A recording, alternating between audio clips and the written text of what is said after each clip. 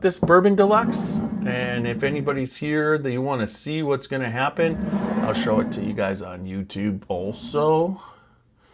And I'm excited. I have not tasted it. One of the, like, when I get bottles and sample bottles of stuff that I'm really excited about, I pretty much try and taste it for the first time on the podcast, unless I'm getting it from an unknown distiller, because sometimes when you get it from an unknown distiller, things, you want to make sure it's up to the quality of the podcast.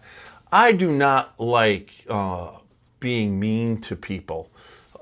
There we go. Hey, Don't Turner. be mean to me, Tiny. Don't be. Is my microphone working? Oh, it's working. Is my microphone? Dude, I got a microphone now. Got a microphone. You got a mic?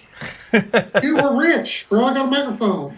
Well, I'm completely now wireless.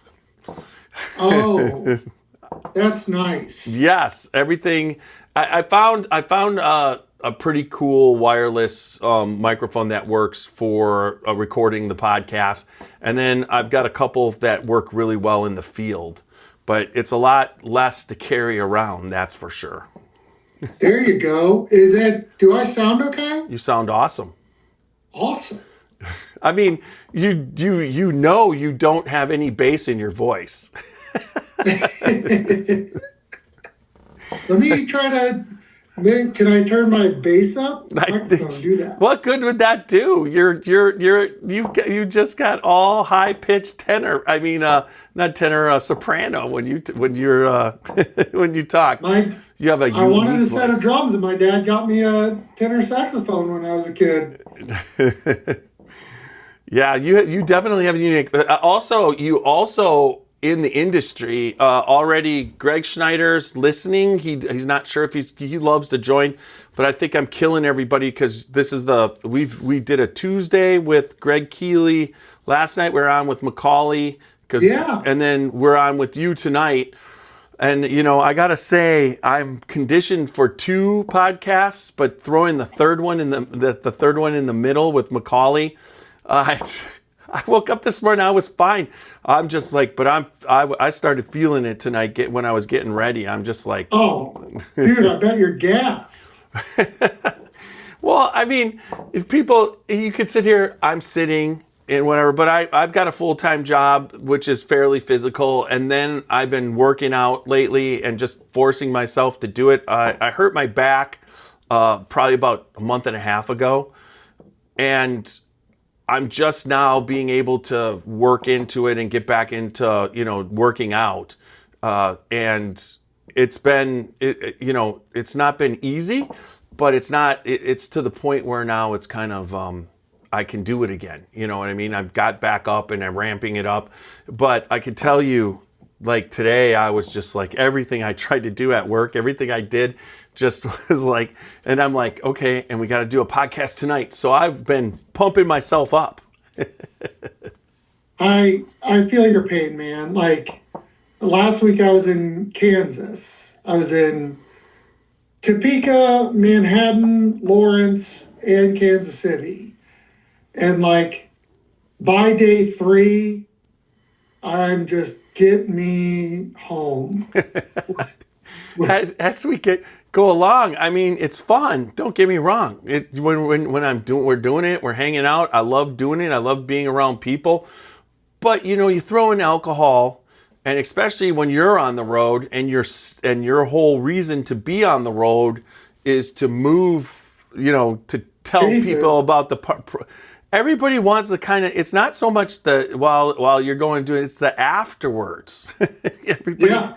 Hey, where do you want to go? And it's like you go to dinner and then people are drinking, or you go, and it's just, it doesn't get, then you start to become good at it, where at least you just don't get completely shit-faced and then have a hangover, So at first, when I would, the rodeo is, you go and do ride-alongs with sales reps, and so you're tasting accounts on products, and the first couple of years, I felt bad, so I would taste with the accounts. And now, like I've taught myself, I'll I'll explain everything. I'll let you try it, but I don't touch alcohol till after 5 p.m. But still, on day 3 and day 4, you're like, oh God. Like, Yeah, and it's not like with the podcast, I've really gotten it down to how much, right? yeah. I kind of keep, what would you say? I sip. I don't have too much. A lot of, like, lately I haven't been eating as nowhere near as much, so it doesn't take much to get me going. And I've just kind of got it down where the pours aren't, it's not a 1.5 inch, it's not up to here, it's just down to here, and then you sip it. And so I was happy that, like, last night that I wasn't even, I don't think I impaired at all when Macaulay was on, but he was on till 12:30. And then, Oh, Lord. and then I had to get it all. Well, he was on till 12. We were on till 12:30 afterwards in the after podcast. And then I had to get it loaded. And so I think I fell asleep between 1 and 2 and then woke up at 2 and loaded it, got it loaded up so that this morning when I woke up at 6:30, I could do all the extra stuff and then get it onto social media. Yeah, dude, it's a grind. Oh yeah, and it's just like and your samples are amazing tonight. We're gonna start at 8:30. CT's coming for sure. I'm pretty sure. Super Nash told me they both were like, if traffic, what was it? Was oh my god, I forget the word he used. Participates. They'll both be on. They both were coming back from someplace, and they said that they would make it. Now, I don't know, Nash, I haven't heard anything, but CT said he's going to be coming on right around, he should be at 8:30. But I'm looking forward to this. You sent us, you can see that. What's the year on that? All right, now you're going to make me put the glasses on. 'Cause it's so awesome. I've got glasses, but if it's still not good, you got the light. Well, so the age is 42. What does that mean? Yeah. What does that mean? So, it's a 1982. It's distilled in 1980. We'll talk about it on the podcast. It's distilled in 1982. 1982 was a very bad crop year for grapes. So it's a very rare Armagnac that also the producer went out of business shortly after. So it's a one-of-a-kind spirit. Wow. And you let us you're letting us have some. I appreciate that. Got a funny story about it when we get going. About Jordan and the San Francisco Spirits and Wine Festival, because Jordan's really mad at them. Okay. I will tell you also, Greg Schneider said if he doesn't get on tonight, he'll say hi. And then also, oh, there we go. Super Nash made it. I mean, I did hit them both up on the fact that you can't have Turner send you the sample packet you sent us, and we really appreciate it, and then not be on the podcast. That's like Turner's gonna. So there. Can you hear me? Okay. Yeah, we can hear you now. What's up, Turner? What's up, gentlemen? Good to see both. Welcome, man. What's up, Nash? Back together. It's good to see you guys. Good to see you too, brother. It's like been too long. Like a family reunion. That's right. I can say that when we were at Starlight the last time, I got some great pictures, and what I was able to use for social media, that brought back that day was awesome. It brought back this day. And then you guys going out to dinner with getting to get dinner with Greg. It was awesome. Yeah, that was an awesome day. Yeah, overall, and then seeing you climbing the Rickhouse barrels and finding. Well, after that, after was it? I'm not sure if it was Heaven Hill, but after one of the freight elevators collapsed on somebody a couple years ago, in a rick house, it was I'm Heaven Hill. terrified. I fucking hate climbing those ricks now. Yeah, that was Heaven Hill. Yeah. Mm-hmm. Yeah, it's something that when you're doing it like we were, you just don't think much of it and you just do it. But when that happens, it really puts it in perspective. Yeah, I mean, my wife would have to sue the Hubers. Like, OSHA would then get involved, and then we'd all be fucked. Well, yes, that and seriously, when you think about it, probably all that stuff, it would be wise to just get the barrels down when you're doing it and taste from the proper, take them down the proper way, right? That's what because I'm not allowed to drive their forklifts because I'm not an employee. That's what I told them. I was like, guys, I'm going to send you a quarterly list of everything I need on the floor so that I'm not 5 ricks high. Yeah. I mean, yeah, there's no doubt. Just the rick houses in general, overall, it's after all the time. I mean, yes, there can be, that when you're dealing with those barrels, I mean, they're heavy and you have to pay attention. And there's a reason why there's rules. I mean, I'm the safety coordinator at the recycling plant, and there's a lot of rules that cause a lot of people to do a lot of things that, and everything that we're doing take a little bit more time. But in the end, you're just kind of like, well, you guys can choose not to listen to me and not to do it, but I'm just telling you the way to do it so that, you go home and you're safe. Well, humans by nature were pretty stupid, and men were even more stupid. So rules and guide rails are good. They're important. This is true. I would say that yes, men are not as intelligent as women. I can tell you that we're probably a little bit more laid back. But not as intelligent. They think about things that we don't think about. They do.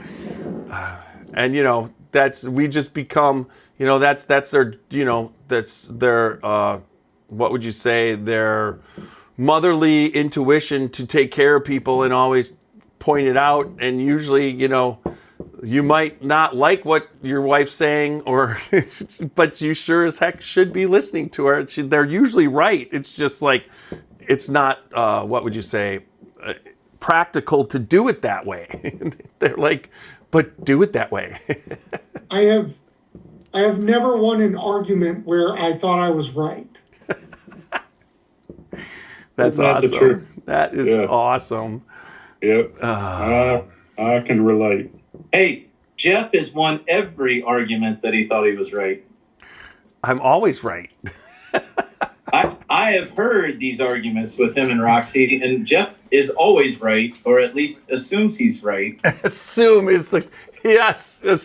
know I put that microphone in this bag. I know I did. Oh, jeez. Matt knows what I'm talking about. I know what you're talking about, so shove it up your ass. Okay, so we got a great lineup. It's 8:30. We should get this ball rolling because it's time, and and people are here, and that was a pretty good pre-podcast for everybody out there. And what we're gonna do is what we always do. There's gonna be a brief time of when you won't be able to hear our sponsor. And then you're going to hear our theme song, and we're going to get this show on the road. All right. Tiny here to tell you about Whiskey Thief Distilling Company and their newly opened tasting room. Whether you are up for a farm-to-glass distilling experience on the Three Boys Farm in Frankfort, Kentucky, or an out-of-this-world tasting experience in Nulu, you won't be disappointed. At both locations, their barrel picks all day, every day are like none other. Each location features stations with 5 barrels, each featuring their pot distilled bourbons and ryes. Once the barrels have been thieved and tasted, you can make a selection and thieve your own bottle. A day at Whiskey Thief with their friendly staff and ownership will ensure you many good times with good friends and family. Remember to always drink responsibly, never drink and drive, and live your life uncut and unfiltered.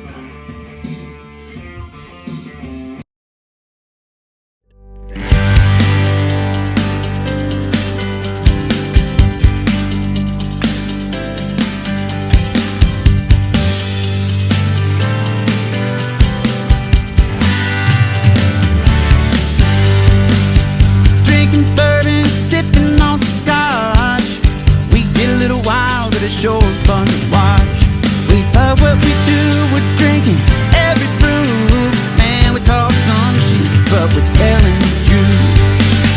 Yeah, we're the Scotchy Bourbon Boys, raising some hell and making some noise. Yeah, we're the Scotchy Bourbon Boys. We're here to have fun and we hope you enjoy. We're here to have fun.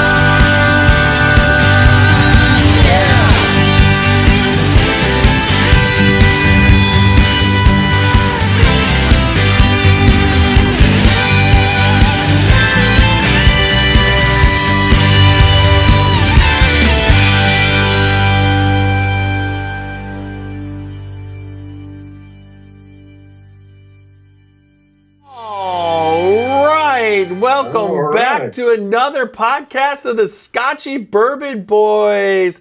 It's Tiny here in studio with the groups together. Plus, we have Turner Wathan coming back onto the podcast. It's been a little bit of time since we podcasted.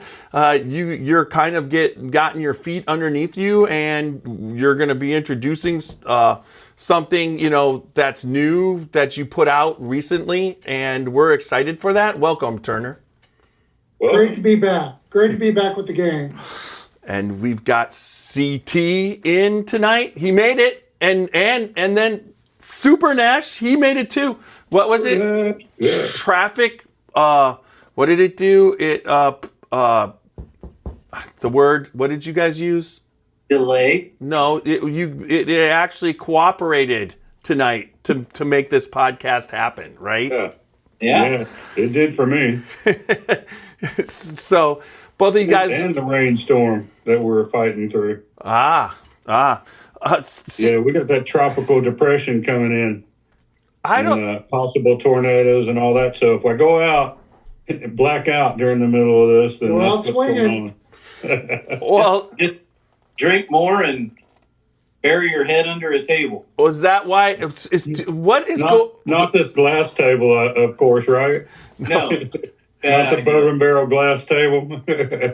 Maybe hide in a barrel. I That think. might be better. I think that's probably what I do. Take the glass top off and climb inside the barrel. I think Super Nash has weighted down his house to make it tornado proof by just using bourbon bottles as the weights. Yeah. I'm in the safest room in the house. That's for sure. All right, so Turner, let's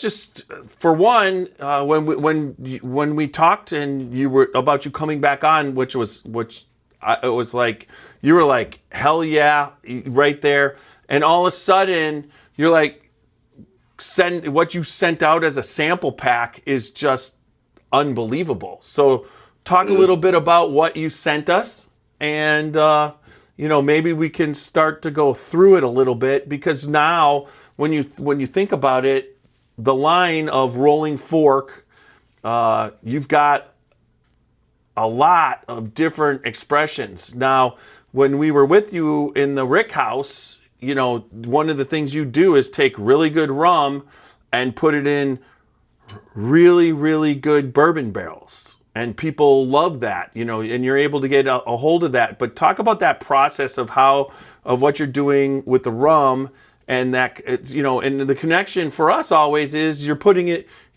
barrel aging rum in bourbon barrels. Now, and then you do have your bourbon now, which I can't wait because I opened it, but I haven't, and smelled it, which was awesome, but I have not drank it. So Oh, fantastic. I'm going to do it with you.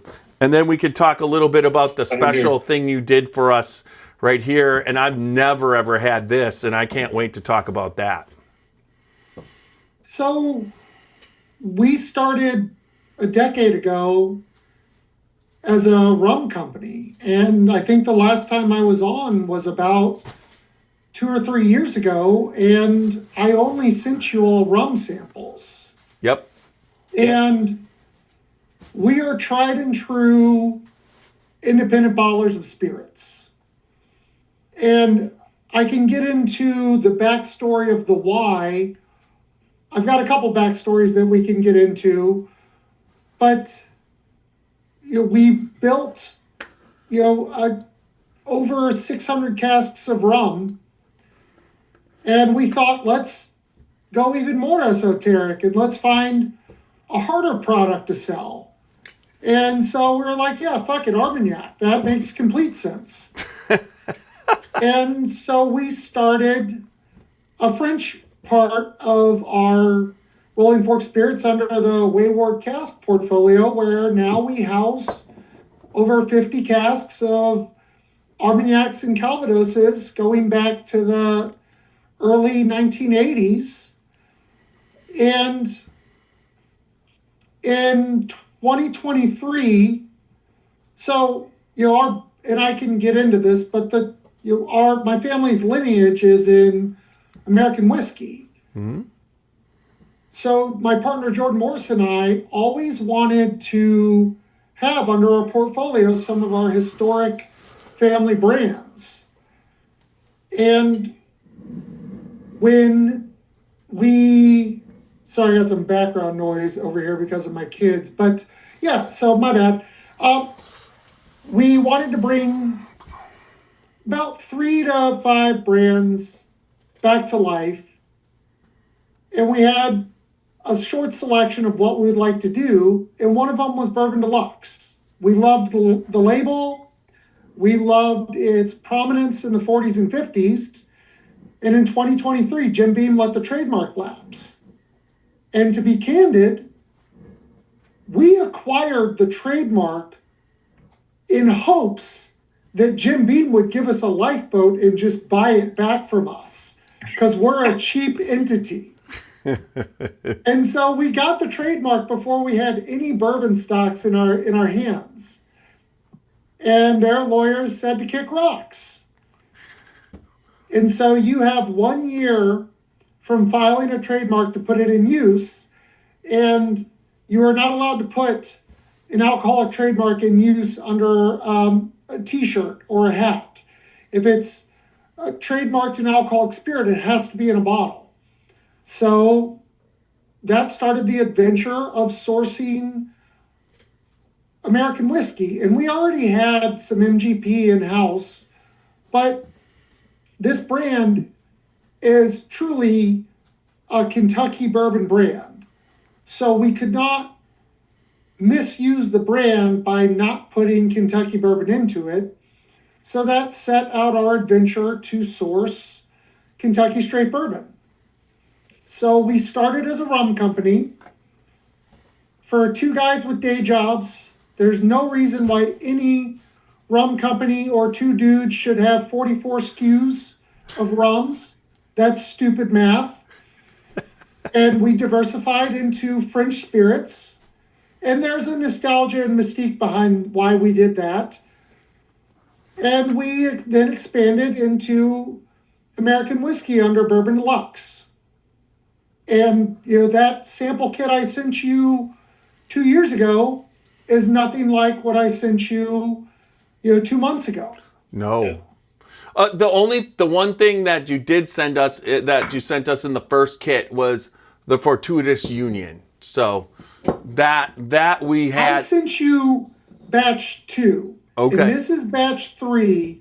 And batch 2 was a blend of Jamaican, Dominican, Barbados rums, and MGP rye.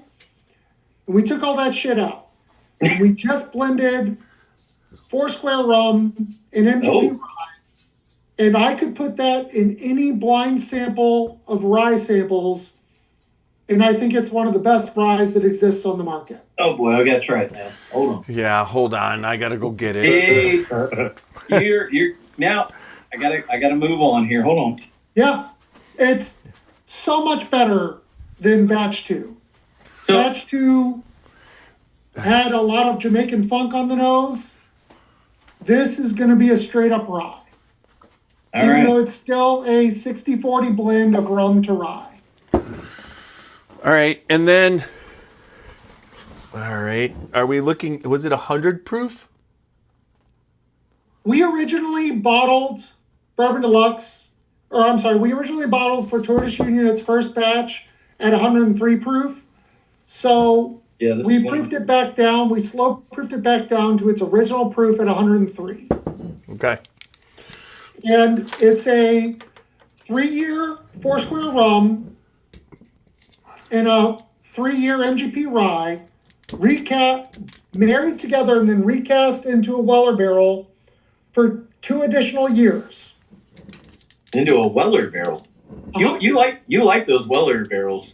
There's something about Yeah. the vanillins that pop out of a wheated bourbon Yeah. that really allow the spiciness of a rye to balance itself out. Wow, that's a great news on it. That's got a really good palate. That's yummy to drink. Wow. Hey, Roxy, are you getting ready To do what? to go to a birth? Amazing. Okay, good. I just wasn't sure. Wow. Oh, I'm getting ready for The tomorrow. best of both worlds. Yeah. That is like sugary sweet in a way that the rye, and then the rye has the heat behind it that just kind of keeps it's just so different. It's Wow. such a non-traditional, like I think rye carries through most of it. It's such a non-traditional rye because it is so floral on the front.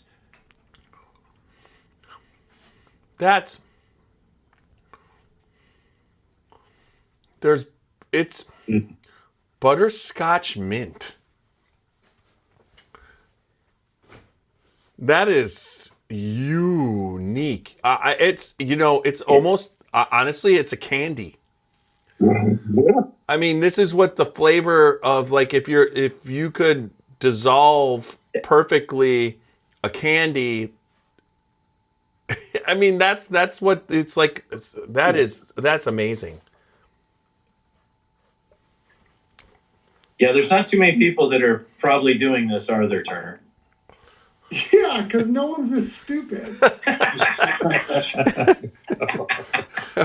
No, honestly, Turner, that is a whatever you would, it's funny because what do you call it, right? It's a rye and a whiskey at the same time. It's a dominant rum, but rum is a softer palate. So the rye, which is a way harsher, it takes at 60-40 blend, the rye is coming through strong, but it's, I don't even, what category is this? It's just a rum. No, it's rum. If you look on the back label, it's categorized as the worst spirit category that exists, which is a distilled spirit specialty, which is all the liqueurs and everything that you never want to sell or you want to sell proof down for $15. It goes in the distilled spirit specialty category. Oh, yeah. Because it's not a rum or a rye, it's the highest quality distilled spirit specialty that exists in the United States of America. It is Because non-chill no one else filtered. does that. I mean, it's non-chill filtered. Yeah. This is It's so good. I mean, honestly, it's fantastic. It stays on the finish. I swear No. to Flavors. I just like the fact that it says Fortuitous Union instead of what it was originally meant to be. I always get a kick out of that part. When I read the label, I'm like, who came up with that? And then I'm thinking, well, Turner didn't want to put the original label on it. Yeah, we had to come up with a euphemism. Yeah. God, I love you, man. It's just you are phenomenal. It's so this is kind of cool. So talking about a little bit, one of the reasons why I contacted you is that I was actually I asked you that question because I read I had Fred Minnick read the book to me when I went to New Orleans when I was traveling, and there's a whole section about you, and it's the coolest thing ever. I mean, he basically credits you in a time of his life for putting him back on the right direction.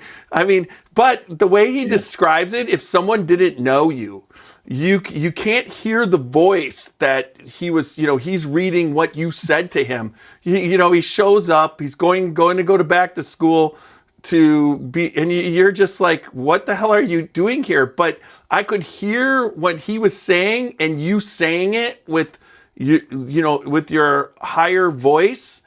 And it sounded so authentic. And then I'm just like, well, that's just Turner. He's just great. And most people who have met you in this industry, you're well loved. I mean, I don't always get people going out of their way specifically to tell you hi. Martin Duffy said to tell you that. Greg is on right now, I think. He's been commenting. So, and he said, absolutely, we got to get back to Amore. Absolutely. And we on tomorrow? Greg Snyder is one of the more valuable, integral individuals in the past 20 years in spirits. Much like Fred Minnick is. Yeah. Fred Minnick, I think, is a national treasure. And there's a pocket of people that we all have our quote-unquote haters. And Fred's story was accurate. I was the admissions counselor for Bellarmine's business school. And while I was doing that, I was operating a 6 and 9 gallon pot still out of my garage and putting together this plan. And to operate a 6 and 9 gallon pot still in the state of Kentucky, which is a Federal 2 offense, you have to ship different parts of the stills from different states. So I was knee deep in trying to figure out my family lineage and figure out if I could ever do this. And I was the admissions counselor for Bellarmine's MBA program, and I probably screwed Bellarmine out of a lot of promotional opportunities because Fred walked into my office and I knew about Whiskey Women and I knew about Fred. Fred had written a piece in the New York Times about Chip Tate, who was the master distiller for Balcones in Texas. And Chip dissolved his interest in operating Balcones by bringing a gun to the boardroom. So if anybody wants a good 5-page read, go look up Fred's New York Times article on Chip Tate. It's fucking phenomenal. So I knew this guy as a writer. Yeah. And in walks in Fred Minnick. And he has VA money. And he doesn't know what to do with it. And according to Fred, and he didn't give me all these details, but it was nice that I was a small part of a really well-written piece, an autobiography that also hits on a lot of people that are in the industry that are very important. So he comes into my office, and I knew who he was, and we talked for about 10 or 15 minutes, and I asked him what his objective was. Is he going to go and work for Humana? Is he going to go be account executive? No. So why waste 2.5 years of your life to create some sense of comfort when you're at the precipice of success? And all he needed was another 1.5 years for the industry to really pivot, to see the fruits of his labor. And he stuck with it. But I was the guy that told him that there's no use or leverage for him to get an MBA because he's already a national treasure. Yeah, he basically said, what are you, why would you do this? You're not going to gain anything from it when most people are here. They're here to get where you already are. That's what they go for, right? And I understand from a compensation aspect, that wasn't quite cutting it the way that he thought. Plus, he was, he talks about how he let social media get to him. Like, he was looking at the critics, and someone said, well, how do you even know they're saying this about you? And he goes, well, I go look. And they're like, you actually go look to find out what people are saying bad about you? And I was just like, yeah, I mean, how people take social media, but Fred has the whole mental aspect of the PTSD and being and overcoming depression multiple times in his life. And I mean, it's got to be, like, I asked you, did you know that was going to be in the book? And and you were like, no. You're like, so that had to be a really nice surprise, right? Because I mean, he definitely credits you for being you. I mean, when if anybody ever gets a chance to hang out with Turner, there's nothing more than how his passion is for the industry, the respect he has, but also the respect. And you're a family guy, and you just have respect for it's almost as if you feel better when you've hung out with you. It's just, you have that way about your personality. Those first 3 pages in his book, if that doesn't put things into perspective for anyone, and luckily enough, I respect anyone that's part of that's a wars, any type of uniform. Give me 1 second, gentlemen. Okay. Yep, there it is. So you guys, this Fortuitous Union, I think this could be one of my favorite things I've ever tasted. I mean, the butterscotch, It's really good. I taste butterscotch and then a cool mint, but the richness of the butterscotch is crazy. So he's pulling out those really good. I mean, how good is Foursquare rum? So Foursquare rum, in my opinion, is one of the better, and that's what we drank when we were with him. Some of the barrels that had Weller, the one that I got the little bottle of that you guys decided to steal my idea and drink those. Look at Nash laughing; he knows those little. I do recall that. That Foursquare just works, man. I mean, that day we tried Fiji rum. CT, you're the one that found the Foursquare in the 1997 Bernheim Weeder barrel. Yeah. Yes. That was delicious. I think that's what Rachel, wasn't Rachel in the video thieving that barrel to get us all the bottles? Yeah. Yep. Yeah, I think she's on the barrels barefoot or something. Yeah. Because we're giving her shit about getting splinters. Yeah. Or standing on your back. So I thought the way that Fred wove in, I thought it took a lot of honesty to write the words that he wrote. And to find a way to weave in the history that he did. And I sent Fred a text the other day about this. And I said I was coming on with you guys, but I learned a lot from the portion towards the tail end of the book when he started talking about Seton Porter and National Distillers. And National Distillers and Jim Beam in the Vietnam War. And, how there was a lot of contention and misnomers over the purity of alcohol at that time.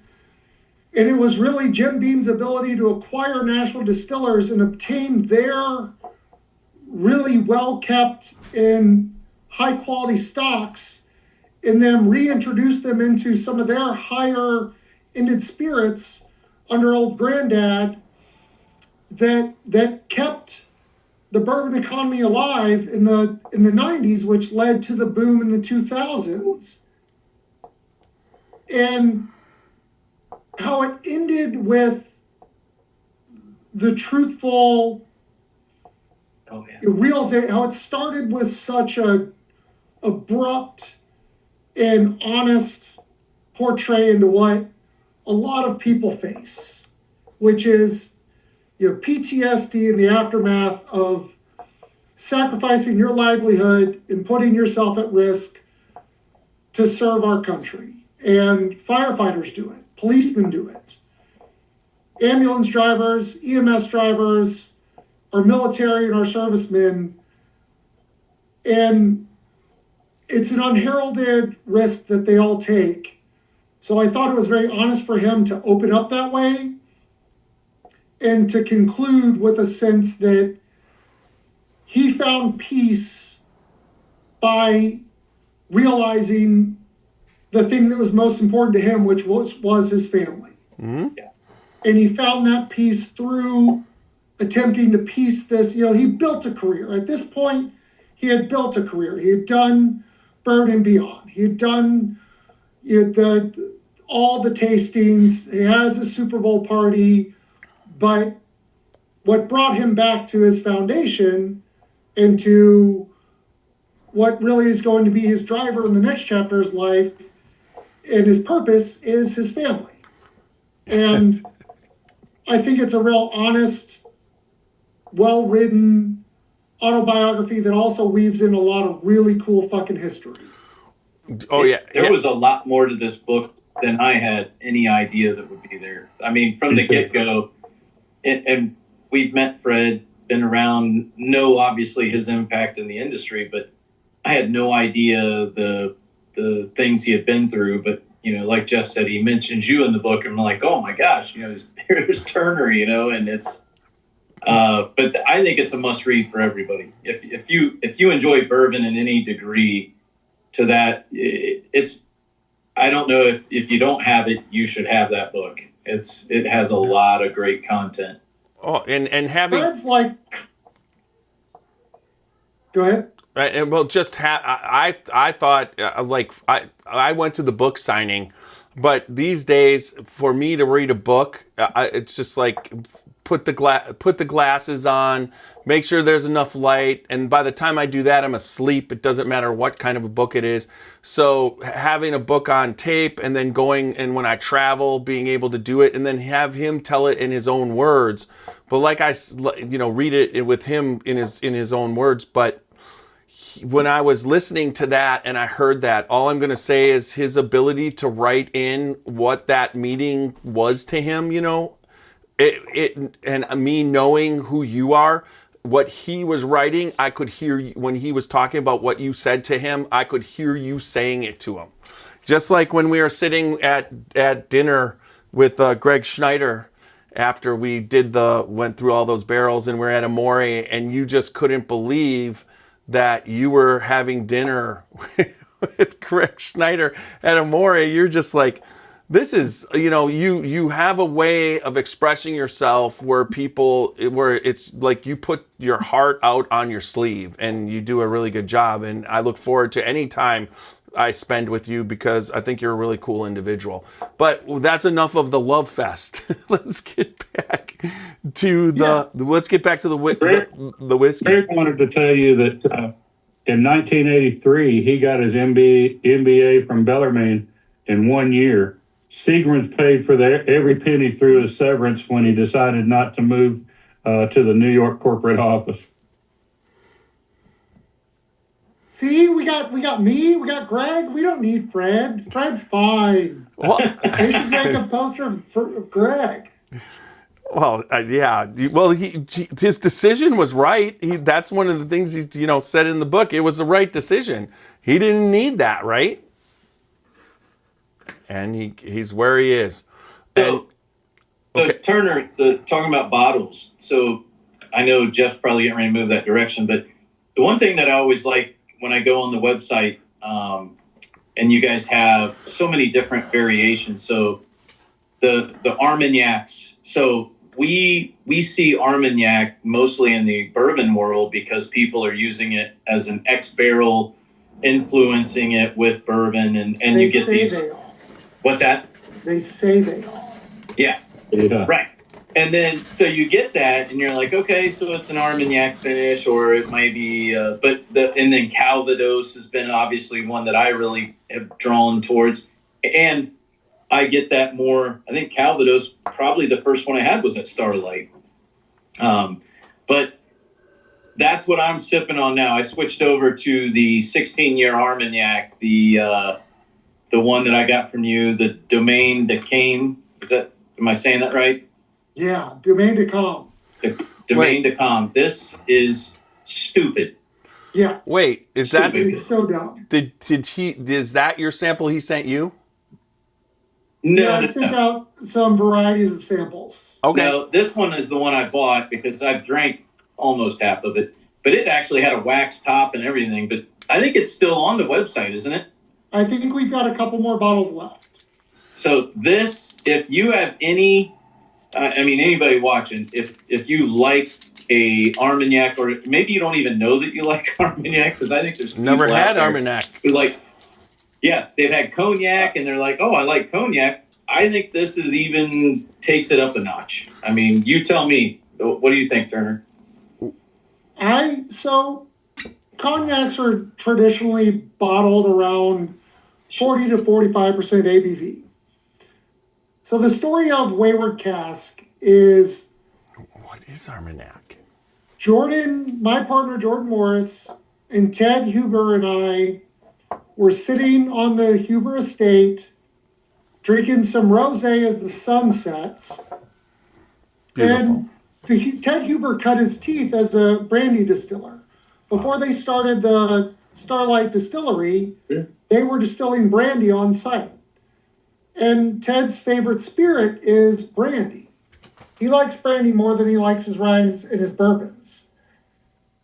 So Ted fucking dares Jordan and I, because we have an import permit, he's like, boy, it'd be really cool if you guys could get your hands on some French brandies. I was like, I got 2 kids. At this time, my daughter was 1 year old. I'm like, no, absolutely not. Jordan does not have any kids. So Jordan was like, I love a challenge. So there's some friends of ours out there's an online group called Serious Brandy, and we knew some brokers. So we connected some dots, and we got a hold of a negotiant, a broker. His name's Gregoire. It's the greatest Frenchman I've ever known.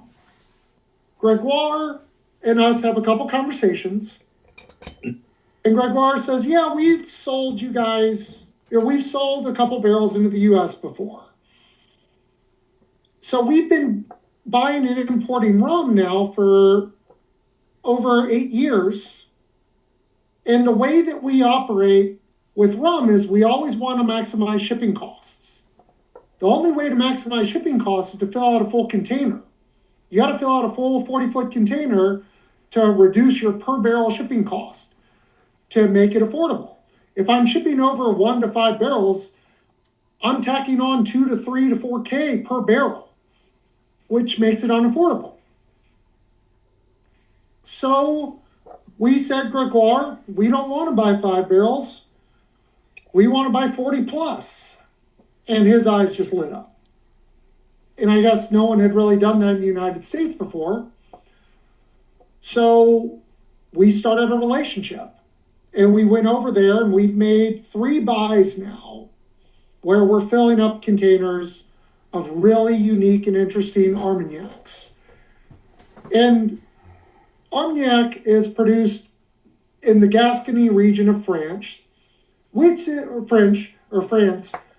is kind of like going to Kentucky or Ohio or Southern Indiana. It's a bunch of fucking farmers. It's not going to Paris. Bring your boots. Bring clothes that can get dirty. You're going to guys, sellers that also have, farm equipment, stacked manure. It's not a clean and pristine process. So we went to hang out with French farmers, and what we always attempt to do is, it would be a little rude or disingenuous to just say, "Tell me what you got from the 70s. Tell me what you got from the 80s." So we always ask for their young stuff. Can we try stuff from 2010? Can we try more recent distillate? We're very interested in the whole life cycle of Armagnac. And what an Armagnac is it's a French distilled brandy off of an oblique still. It's a type of plated copper pot still that none of these guys own. There's one dude that owns a still that goes around the region from October through November and offers to distill their fermented wine. So we also tried to apply for that job where we could just be the two Kentucky cowboys that drove a still around in a truck and just spent our winters in France distilling. We did not get that job. So you're hanging out with these most of these guys are pig farmers. They do grapes for other people's production. They're not trying to make a house brand. They're not trying to create a brand. And the two biggest buyers of Armagnac is actually in Macau, China, and Russia. Because Hennessy is taking over the American market. And Hennessy is a cognac. So they don't see a lot of value, especially they don't love the three-tier system. So they don't see a lot of value in trying to create these relationships. But when two guys show up saying they want to buy as much as they can, and they'll do it at their cost, it makes it affordable for the producer.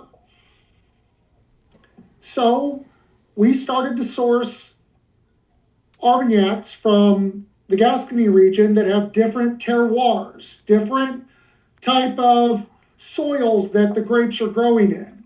A Bas Armagnac is a very sand soil. It creates a different creates a different flavor in the grape. There's Baco grapes, there's a lot of different grapes. Tenerez appellations have a much more intense and complex, rich flavor. So even at 16 years of age, Chris, you get these amazing floral components with a nice aspect of the air-dried barrel, because they don't char barrels, and it's all French oak. It's not American white oak. So you get this very rich and floral and fruity flavor, but you still get the sense of it being alcohol.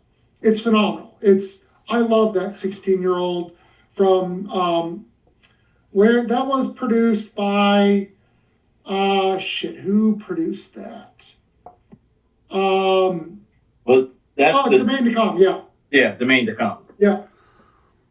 So And then Tiny and Super Nash, they have the 42-year.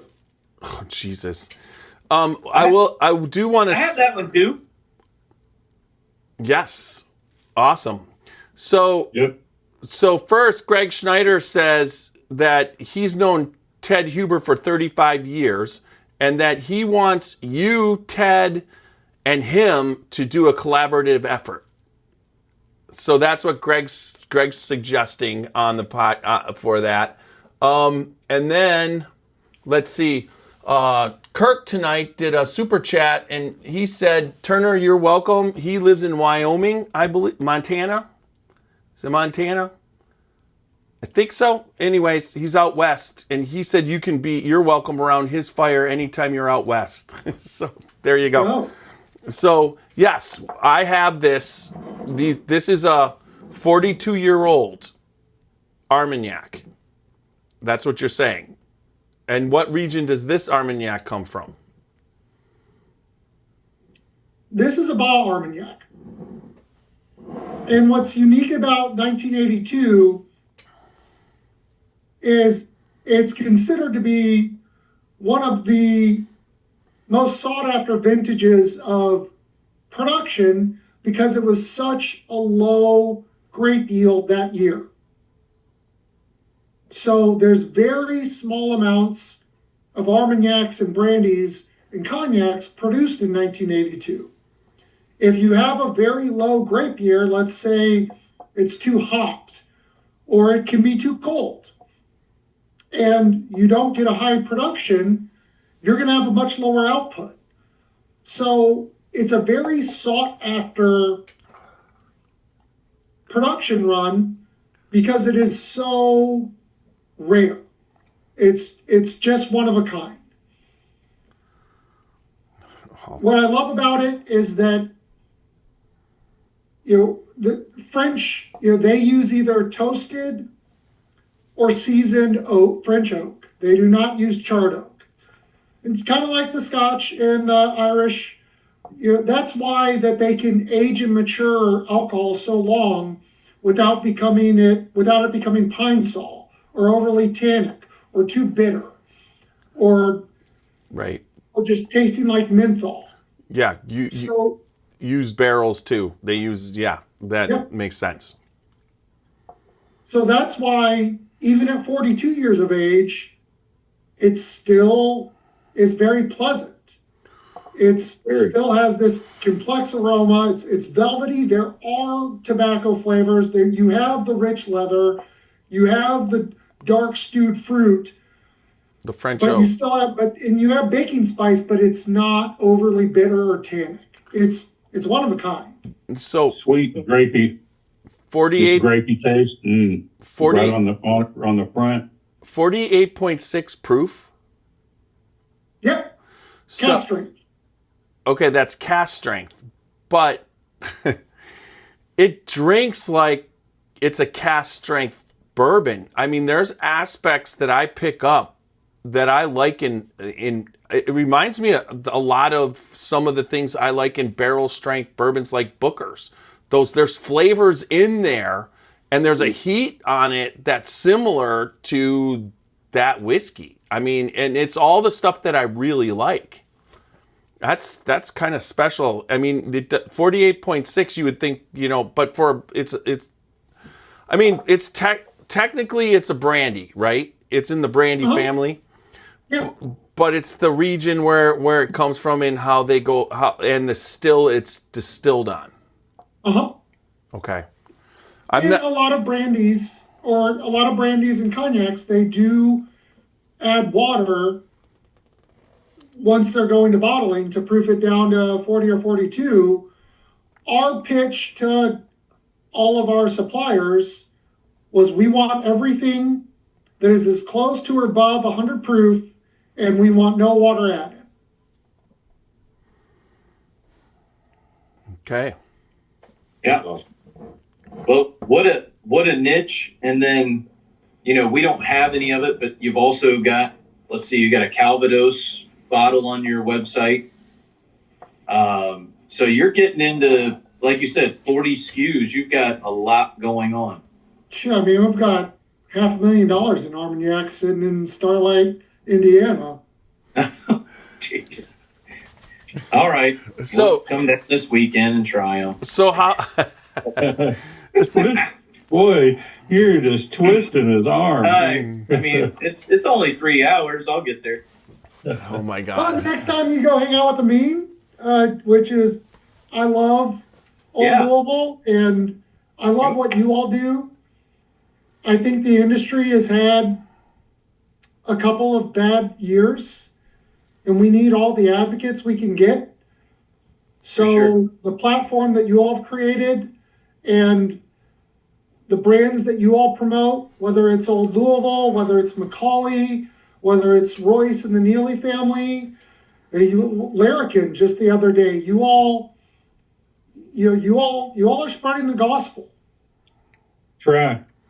Definitely. Well, But we appreciate it. It's the people is the big part. You know, the product's amazing, but people make everything. You know, it's the experiences we've all had together, especially with you going to the climbing on barrels and then going to dinner. And I mean, it's just those things are what stick in your brain. It's the bottles change and they come and go, but those memories of fellowship are totally different. Absolutely.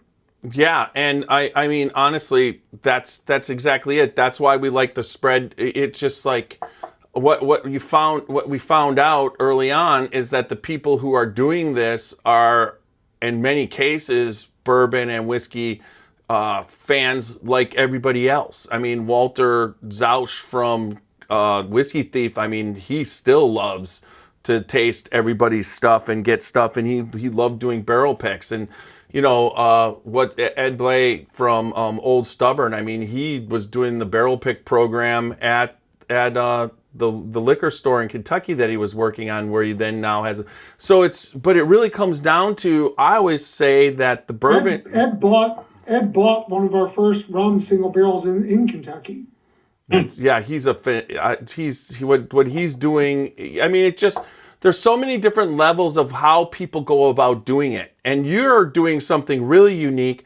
I mean, okay, so you have the Armagnac in at this point. How are you marketing it? I mean, how is it being distributed? Poorly.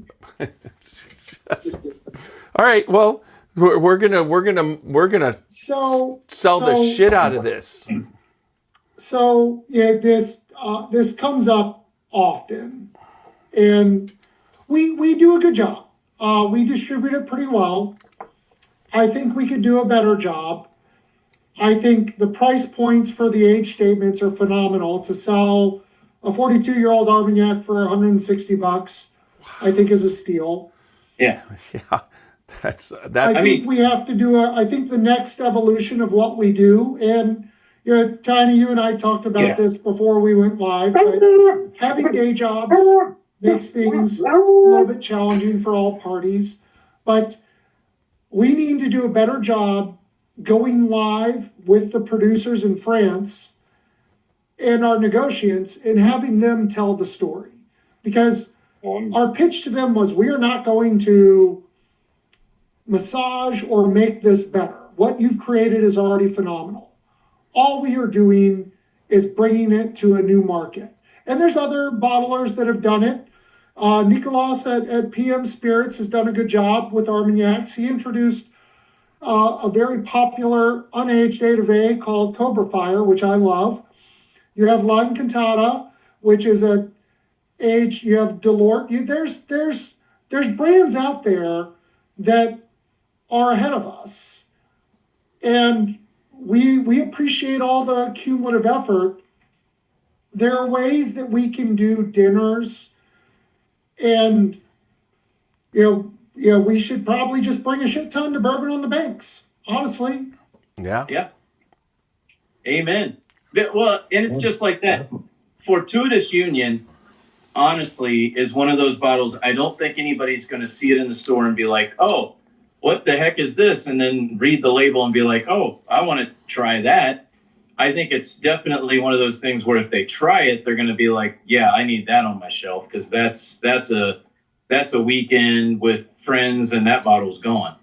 Yeah. No doubt. And I think it's like that with Armagnac. Armagnac is one of those that you don't get to try it very often. It's not like you can go into a bar and they ever even have an Armagnac. But when you have it, there's something about it that once you've had it, it kind of is like, I want that again. I need to have that again, especially with a cigar. It pairs that 16-year for $69 on your website with a cigar is as good as it gets. Where did you try the 42 year? No, I'm not opening it till my birthday. I opened it because I've never had Armagnac, and I told Turner that, and he sent this, and I am grateful for it. You probably wrecked wonderful. me for the rest of my life. Yeah. Because I'll probably not taste something like this ever again. I mean, it's fantastic. So thank you. Can't wait to pair this with a nice cigar out on Now- the back deck. Oh yeah, I'm telling you, the Armagnac with a cigar is something I already tell the flavors just pairing Now- so well. I always tell people once you get into Armagnac, you've like reached like the final boss of spirits. Like we all start this journey, and it starts somewhere, and then you get into Scotch and Irish whiskeys, and then bourbon and American whiskeys, and then American rye, and then American single malts, and then you get into tequilas, and then you slowly venture into rum. And once you get into Armagnac, your shelf looks like Super Nash's, and you're like, shit, I don't know where to put this. Like, right. Exactly. So Well, this goes in the awesome bottles that I get from people within the industry. And the only thing that's missing is your signature. That's all. I'll get that. yep. So I have one question, because you did send us one bottle that has me perplexed. Before we get, no, not Bourbon Deluxe, because the Bourbon Deluxe is fantastic. But there's another bottle, small batch rum, through your Rolling Fork brand. But I'm curious, and I'm hopeful that the name is just a journey, not because that's what's been used to age this thing. So Nash knows what I'm talking about, because it's got the A word. I just caught it because I'm reading down the label. And as soon as you got it out of your mouth, I come across it on the label. And Turner did such a nice job with the artwork. Like, he made it look like the Tree of Life and this barrel and all this. And it's such a nice looking bottle. And then it gets down to this Odyssey. Yeah, I And knew I'm this. Like, what are you trying to do to me? But so okay. Amburana is a Brazilian oak, and the Hubers are the one that started this whole 2-year blip where there was a craze for it, and then it got overused and overmarketed. And Amburana oak is a great Brazilian oak that can mask really shitty whiskey, and we blew up the category and we ruined it all within 18 months. There's only a And if few. you look on the back label, it has the maturation results. This is 8-year-old Foursquare rum put into an Amburana cask that was 5th used by the Hubers, which was the first producer to bring in Amburana oak from Brazil, and then recast into a Weller barrel to soften it for an additional time period. And while I think the overall category has been bastardized and misused, and I understand all the negative connotations, I think rum and Amburana, as Amburana is traditionally used to age cachaça, which is a cane-based production spirit, I think those two pair very well together. Now, the issue with that one is that's 121 proof. Yeah, it's got some. It has. He says so the you're issue with that one is it's 120. You mean it drinks softer than what it is, so you better watch out. No, it's hot. No, it's not. It's hot. I think. I mean, if there's anything to say, and this is what I was thinking, that how Amburana would pair with rum, it wouldn't just be like Cinnamon Toast Crunch. It would actually taste exactly like Cinnamon Toast Crunch. And I would have to say when I taste this, that the vanilla aspect and then the cinnamon, and how the aspect of what So Cinnamon Toast Crunch to me as a cereal has always been, I've always stayed away from it because if I have a box, there's a flavor that hits my brain that I just eat the whole damn box. I just will, that's the only cereal that I'll have bowls with mixing it with milk. So this has the feeling that the you know, like the creaminess and everything that when you do eat the cereal, and the first thing that it did is hit that thing in my brain where all I want to do is just keep having more. So Keep spooning it. yeah, that's exactly off of one sip. There is a flavor on that always for me. So my wife would want to buy it. And I'm like, no, do not buy that. I'll just eat it all. The kids will get none.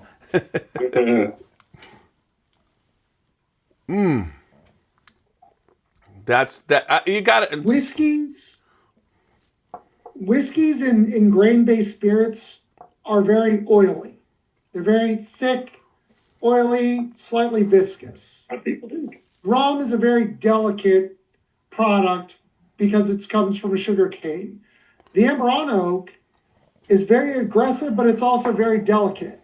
And when you combine whiskey and Amburana, there's some people that have done it very well. There's a lot of people that have really ruined it for the rest of us. But it can be a very oily and poorly tasting young alcohol with a cinnamon finish. I understand. Our intention for this Did they wreck was it? to make Did they did they really wreck the category, or did they explode the category that there's a certain amount of people who are not whiskey fans that like flavored whiskey, where that just is where it just, I mean, anywhere anybody does an Amburana, they're selling out still. You know, they can't keep it. So yes, I think it could be over Amburana for our palates and whatever. But overall, it seems like they tap more into that 80% of, Jim Beam and Jack Daniel drinkers. Don't you agree? Hey, I'm going to go back. Did you like this, Can CT? I go back to? CT, did you like it? I'm going to go back to the Barbados 9-year rum that I have here from Rolling Fork. I love this. This is good. You didn't like the Amburana? I mean, Too much? right there, CT. That's very good. Yeah, that's good. Yeah, the That's Barbados 9-year. This Weeded, one? out of a weeded bourbon cask. So is this a William LaRue Weller? This is ORVW, Turner. Old Rip Van Winkle. Oh, Yeah. Old Rip Van this Winkle. is a crappy barrel. Yep. No. Don't know that guy's name. And I will say, Super Nash was able to get me this one. Because, you had sent up initially the Indiana Barbados 9-year for the last podcast, and that was delicious. But when Super Nash was saying that he was able to get that one, the Old Rip Van Winkle, we were like, yes. I grabbed 2 of them. And thank you. Hell yeah, brother. That's what it's all about, right? This Sharing is caring. Where was mine, Nash? I thought you already had one. Uh-huh. If I would have sent you up one, you never would have cracked yours. Wait a second. He already does have one. Yeah. I know. So that Oh, that's good. Oh, that's good. Man. I just, Turner. So before I got into whiskey, my Absolutely. in the 90s, I was always into rums. It was I liked pretty much any kind of rum. It did it spiced rum, I like certain spiced rums. Yeah. I liked it flavored. I mean, Bacardi lemon. It didn't matter. What I liked about drinking rum is I could just drink it, and I never had to worry about anything. I never got hungover from rum. I would drink a lot of rum, And I would wake up the next day as if I didn't drink at all. If for whatever reason, I always said I could have been a pirate because I could have drank the rum on the ship and not fallen over. I would have been fine all along. But when I got into whiskey, you kind of get away from it because when you're so hard, hard and heavy into, and tasting, and you know what it's like to be a blender and how much you taste and how much, and always got to watch that you're not letting it, you don't ever want to have it get out of control. So, but I would have to say what you're doing here by mixing in the rums in the bourbon barrels and everything that you're doing, it really brings out why I loved rum. The flavors, those vanillas and all that flavor, it's a delicious spirit, really. Greg said he thinks he's got some Armagnac in his basement that was bottled in the 1960s. Phenomenal. Yeah. Wow. Cheers, Greg. Have a great weekend. Yeah. He said he's got to cut out. And happy Father's Day, Greg. And happy Father's Day, Greg. Yep. Happy Father's Day to the guy that's responsible or partly responsible for Russell's Reserve, everybody. Absolutely. Yeah, definitely. Yes. Okay. I gotta say this. We got a question from Kirk. This Armagnac. I mean the Barbados here produce a it's white. Like a. Kirk has a right up front. You get molasses and brown sugar, but it finishes like a red hot sweet candy. So we got Kirk. Can you guys hear me? Yeah. Okay. So we got Kirk on another super trap. He says, "Do you produce a white rum? Aruba does a great one. Do you just have a white rum that you guys put out, or is it all We finished?" have an unaged organic cane rum from Paraguay on the website at rollingforkrum.com or rollingforkspirits.com. 121 proof, unaged organic cane rum from Paraguay. It's a fruit bomb for $25. It's rum. Yes. Hey, and while you're there and you're picking that up, buy that 16-year Armagnac, and you can thank me later. Yes. It's a no-brainer. And probably go ahead and get a bottle of Fortuitous Union, because that's a no-brainer. Yep. So what batch are you on now? Is it? We will be on batch 4. Okay. We just sold out of our allotment of batch 3. That took 2 years. So we'll take our time and we'll release batch 4 someday. Oh, Okay. Do you get a lot of questions about that? Not a lot. The bartenders love it. The bartender crowd loves it the most. To Chris's point earlier, I generally don't sell it to you if you don't have a tasting bar. And my pitch is if you pick up a case, I'll buy a bottle and let you use it as a taster, because your audience isn't going to naturally gravitate towards this and just pick it up.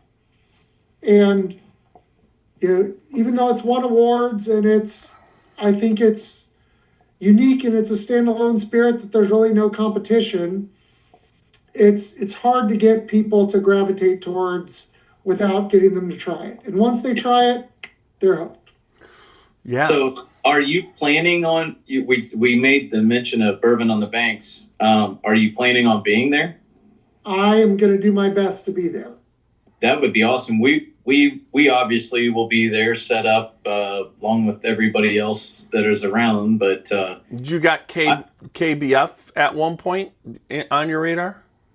This will be the first year that we'll be at KBF. That's what I thought that you told us. Oh, So, right. yeah, so we're going to see. We're going to piss everybody off because we are going to release a true bourbon that is finished in an Armagnac barrel. Great. right. And it is phenomenal. Honestly, I've had Armagnac finishes that have been spectacular, and that's one of my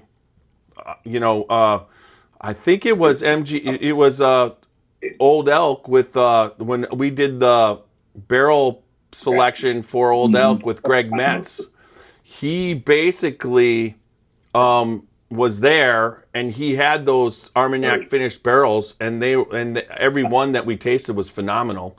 I mean, we tasted through 34 barrels, and I think they bought 32 of them. Don't you have a William Heavenhill Armagnac finished? I have not. Did they do one? Old fits in that one night. What I was wondering. I thought, Jeff, it was like batch 14, the William Heavenhill. What's that one that you got, Jeff? With the William Heavenhill with the red label that you failed to open for a couple months, and then we all tasted it. Oh, are you talking about you're talking about the Parker Heritage? Yeah, the Parker Heritage. I think that was let's see. I don't know if they. Let's see. You're talking. God, Barking.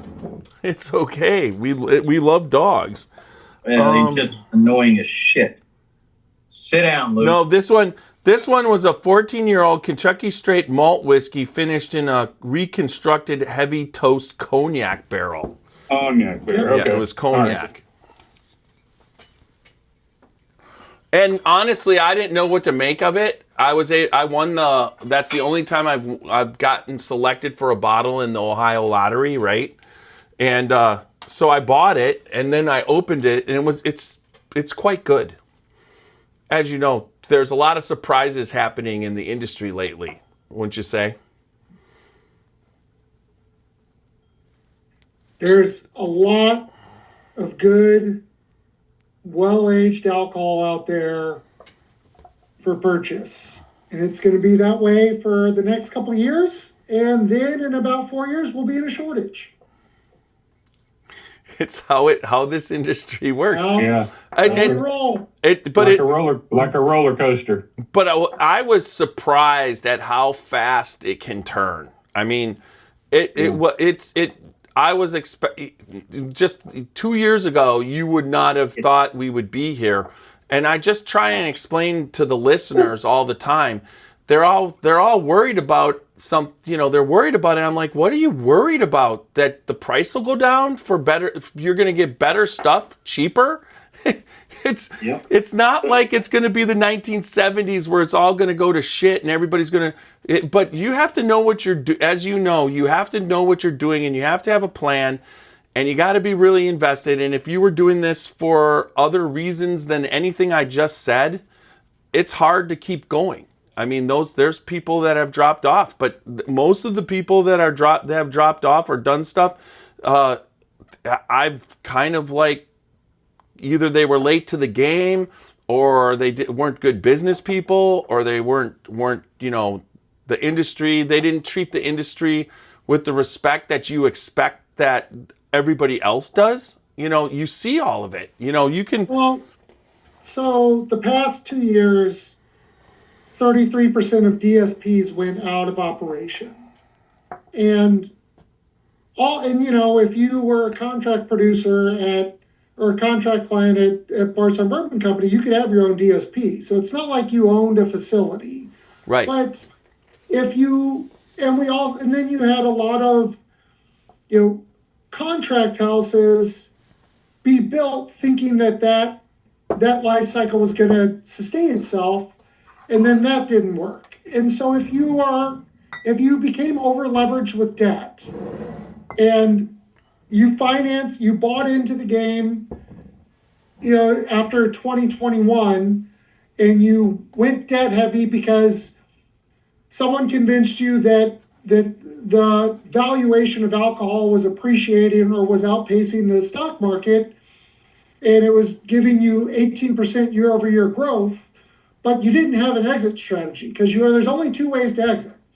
You either create a brand and then start bottling liquid under the brand, and then you have to have a marketing and a sales plan to go out and distribute the alcohol, or you resell the alcohol to other producers, or you sell it back to your original producer.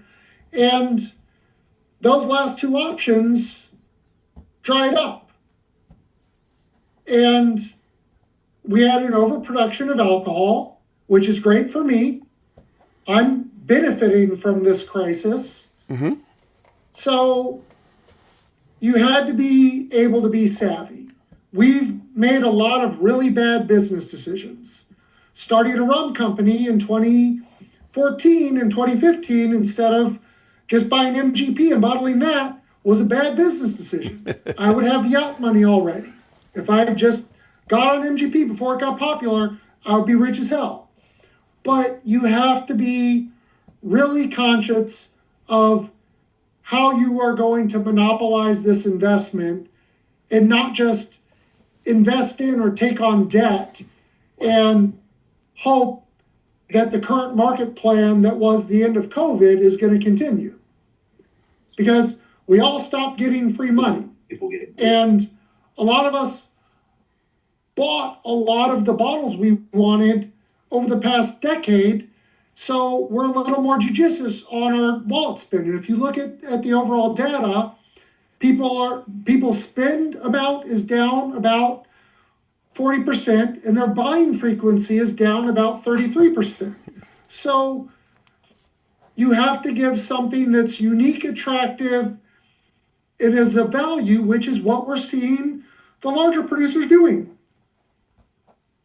Right. And so Or you can't fault anybody, but yeah, you have the market is the market. It's going to do what it does. I mean, that when it comes to the unique part of it, you know, the stuff that people chase, allocated stuff and everything, I really haven't seen that drop off. I mean, people are still chasing those bottles and they're still, but where you see it is like, for me, for instance, it's kind of like I got out of Elijah Craig barrel proof at, you know, when I had 6 or 7 bottles. I mean, you can only sustain 3 bottles a year for a couple of years, where then all of a sudden it's not like you're drinking the whole bottle, and all of a sudden you have all these Elijah Craig barrel proofs everywhere, or same thing. And at one point you kind of got to stop. You know, same thing, small batch Taylor. I mean, I have 6. I got a half dozen. I went to see. I like to have that because it's a good thing to give away for the holidays. It's a good bottle that some of my friends can't get. So I always. But when you're in line now, you can get that regularly. It's almost back on the shelf, in my opinion. But what the overall thing is that the bourbon people start having enough of the bottles that they were chasing. You know, the first time you tried to get barrel proof Taylor, it's like I missed it like 7 times and I finally got one. But I have 2 now, and if I want to get 3, 4, and 5, I can, but I don't have a need for it with all the whiskey here to go get 3, 4, and 5, you know, where, you know, that's really, I think, affecting it at this point. I think a lot of the kind of the bourbon people that got in, their collections have matured. You know, when you first start out, you can't believe you get these bottles, right? Because this is what you're looking for. And the newer people coming in, it was such a rush off of COVID that that has just dropped off. They're still coming in, don't get me wrong, but it's dropped off, that's for sure. Well, and that's, the economy does play a part. You know, when costs go up, when costs go up and, you know, people's incomes you're not getting raises that equivocate to the cost increases for groceries. You know, you're not getting a 3 to 5% bump in raise, but the cost in groceries go up 8%. You're being more judicious. And all our wives looked at us and were like, quit buying this shit. Like, look at, You're absolutely right. No, but you could tell me and CT kind of listened, but Nash doesn't. I was a little bit hard-headed on that. Matter of fact, I talked to her and then let me move it in the dining room. I got no more room in the bedroom. So. I would say, Turner, now we're kind of unique, but for me, and I think CT too, to go out and buy bourbon almost is ridiculous with the amount of bourbon that people are sending us now to taste and you know and go through. though, it's not like I take those bottles and throw them away. It's just like, Yeah. And there are a lot of, in this country, there is a lot of good distillers and blenders where their stuff, those craft distillers, their stuff is starting to come to the maturity level where they've got stock of really, really their own stuff, Now, there's a lot, then there's the blenders. I mean, Mark Carter and, Macaulay, they're just producing massive amounts. There was a Virginia distillery that I've just tasted, and they've won some awards that I'm going to have the master distiller on coming up. But I never heard of them before I got their bottles. I mean, it's just amazing how many people are out there and what the industry has come. But speaking of the Bourbon Deluxe, and you were talking about this, and this was your introductory into the bourbon industry, right? That is the finality of Bourbon Deluxe coming back home under a Wathen, which we were the founders of that in 1913. That's really cool. So that's our pinnacle of reacquiring one of the most prominent whiskey brands that existed in the 50s and 60s and having the opportunity to try to revitalize it and bring it back to life under our tutelage. So, Turner, not that you have to say where it's from or any of that. Green River. Okay. So, is it how many barrels? 70-21-9. Okay. So now that we know that, but how many barrels make up? Because I have two different batches of Bourbon Deluxe, and it's saying it's single barrel. Is it truly one barrel or what? That's a single barrel. Okay. All right. So the other one I have that's 114 proof is a single barrel. Okay. Yep. They're great. Again, this is what I talked about with the state of Ohio, that I wish that would be in the state of Ohio. I think the label is great. It's an eye catcher. People see that. That's like definitely, it draws you in. You're going to want to figure out what that is. I mean, who doesn't want that for $65? Yeah. It's a great bottle. Tastes great. Great Both label. Tastes great. I mean, honestly, so when Aaron Harris initially went to Green River, and we went there, I think it would be 2 Kentucky Bourbon Festivals ago. We went to Green River and visited him and did a podcast, but he took us through the barrels. We got to go in the rick house and we thieved from some barrels, and the stock that they had was very, very impressive. And he was really happy with it. So when you were picking barrels for Bourbon Deluxe, did you go there? Or oh yeah. So I'm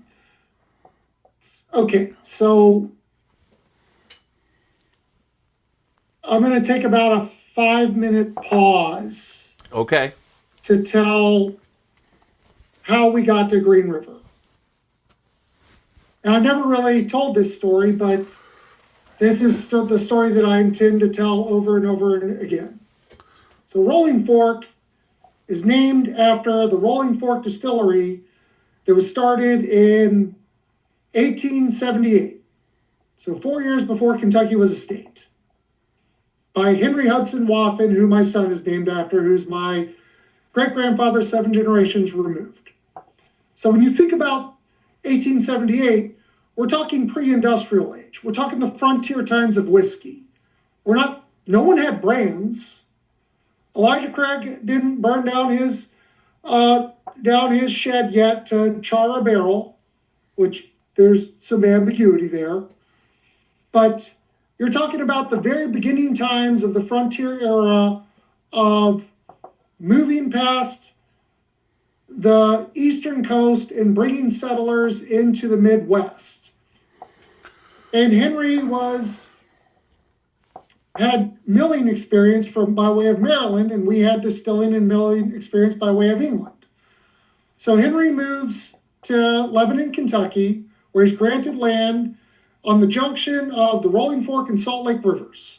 He builds a grist mill, he starts milling, he starts distilling. He can go through about 25 bushels of corn a month. A bushel of corn can produce about 2.5 liters of alcohol. So if you think about the production of alcohol today, that guy could make 1 barrel a month and use it for trade and barter. So he would trade it off to merchants who then would retrade it, but that was your monetary ecosystem. You weren't flipping out dollar bills, you were trade and bartering. Henry goes on to have 2 sons, Richard Nichols Wathen and John Bernard Wathen. This is where shit gets interesting. Richard Nichols was one of the first frontiermen to create a wooden log still. We even helped the Dant family make their wooden log still. So the way you do it is you hollow out a poplar log still, you stack it, and you run piping through that can create steam. Your beer wort is in the bottom, and then it steams up and then cools down, and your alcohol forms in the top part, and it condenses over. So you're talking about one of the very most frontier families in American whiskey. Then Richard Nichols goes on to have 5 sons. Another guy by the name of John Bernard, John Bernard's born in 1844. Dr. W.H. Wathen, 1846. Another, Richard Nichols Jr., 1847. Martin Athanasius Wathen, who's my great-great-grandfather, who went down Natchez Trace and acquired the Hayden family distillery and the Old Grandad brand in 1891. This is my why. This is why I do all this shit. But this 3rd generation now formulated a brand. They created the first brand, and we created the Rolling Fork brand.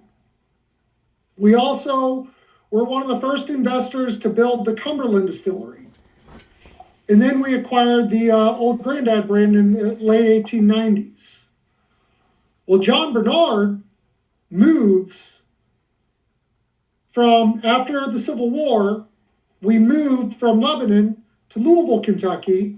We closed down the Rolling Fork distillery. It actually caught on fire. And we opened up the J.B. Wathen Company in the 1890s. What's interesting about the J.B. Wathen Company is we were the first family in Kentucky to erect a continuous column still in the 1890s. Now we're in the industrial age. No one had done that before. So we moved our production to Louisville, Kentucky, and then we were one of the first families to build a continuous column still in the state. JB goes on to have 3 sons. One of them was named R.E. Wathen. This is now, we're on the 4th generation of whiskey producers in the state of Kentucky. We're talking the late 1890s. R.E. Wathen, or Richard Eugene Wathen, goes on to create the R.E. Wathen Company. We had storefronts on 1st and Main in Louisville, Kentucky, where we were running Old Grandad over to St. Louis, over to D.C., down to Louisiana. Other brands that we had in the R.E. Wathen Company included Old Pep, Black Gold, Everglade, Farmdale Rye, Honeycomb, Hospitality, Old Hospitality, Kentucky Credential, and then a brand we just released called Ruco Rye, which is the R.E. Wathen Company rye. We released Ruco Rye in 1906 to combat the abundance of Maryland and Pennsylvania ryes that existed in the market, because they were predominantly the only standard rye brands that existed came out of generally Maryland and Pennsylvania. If you're in Kentucky, you're predominantly using corn. Yep. Also, in this time, in 1913, a guy by the name of Milton Epstein wanted to contract a brand. And he contracted my great uncle, 3 times removed, Richard Eugene Wathen, and they created the Bourbon Deluxe brand. The brand ran in existence for a little bit by Milton Epstein, only using our family stocks, but then we acquired the brand back at the start of the tea leaves of Prohibition. At the same time, my great aunt Florence was married to the Medleys to create a bourbon merger who operated what is now today the Green River Distillery. It was operated as the old Medley Distillery. The Medleys ran Owensboro. We ran Louisville. So the merger never existed, but the marriage stayed well intact. But I've been very close to a lot of Medleys. So when we decided to source alcohol from a Kentucky producer, we thought it fit. Not only does Green River, I think, produce some of the best alcohol that is on the market today, we also have family ties to it. And that is why we started contract production with the Green River Distillery. It's a great story. Yeah. Yeah. That's a lot of history. That's awesome. Yeah, that is. So you're actually that's your distiller. That you're actually producing White Dog and aging it now. We have some contract runs with them now, but I didn't do this 6 years ago. So we went and met with them 2 years ago, and we were able to walk the ricks and look at particular mash bills and lots. Mm-hmm. And we found a certain segment of 4 or 5 lots that we really, really liked, which is what you all are tasting today. Most of what we're pulling in is a 70-21-9. We're also pulling in a 70-13 mash bill. And then now we're also sourcing a 95.5 Green River Rye, which is dumb. It's very good. And, I mean, maybe we'll get to source some of their weeded down the road. But I love, their 4-year they're producing at $40 is phenomenal. Yeah. Their honeycomb is great. I think under their merger of lofted spirits, I think they're hitting the nail on the head. Yeah, definitely. All right. So we went through pretty much. We've covered it. What you've got? We're talking. You've got now Bourbon Deluxe. You're starting to produce your own stuff. Through that's amazing. What's that like, real quick? Is that kind of cool to actually have something distilled with everything you've got? You guys went through, pick out a mash bill, and then know that those barrels that that are laid down are going to come, and that's a part of something. Instead of purchasing, you made it.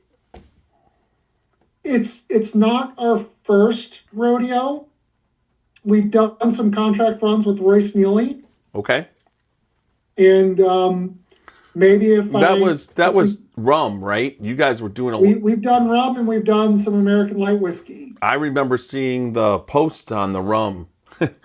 Distilling rum's a lot different, or fermenting rum is a lot different than fermenting. That fermentation process that you guys did there was kind of, you document, if I'm not mistaken, there was a couple social media posts on it, what it does in the fermenter. We've done, someone can refute me or correct me, but I'll stand on this. We've done the longest fermented rum in the history of the United States of America. Awesome. We did a 41-day fermentation, not on purpose. Oh, God, I love you, man. Story. Yeah. Forgot. But honestly, that is more classic fermentation of the frontier. That was something that on the frontier people don't realize. The yeast, a lot of time, there's sometimes you just put they would put everything into a big batch and just let it sit outside till it fermented. So the first fermentation off the Mayflower that year, it didn't. They put everything in thinking they were going to distill, and they basically had to do it again the next year because winter came and it never caught. Well, so that's part of the reason why we allowed it to go 41 days was we did it right before Thanksgiving, and we wanted to run a 14-day fermentation, and then it got cold as hell, and so then we let it run up to over 20 days, and then Royce went with his wife to South Dakota, and then they got caught in a snowstorm in South Dakota, so then he couldn't come back. And then by the time that he came back, it was after New Year's, and we were like, oh my God, we have...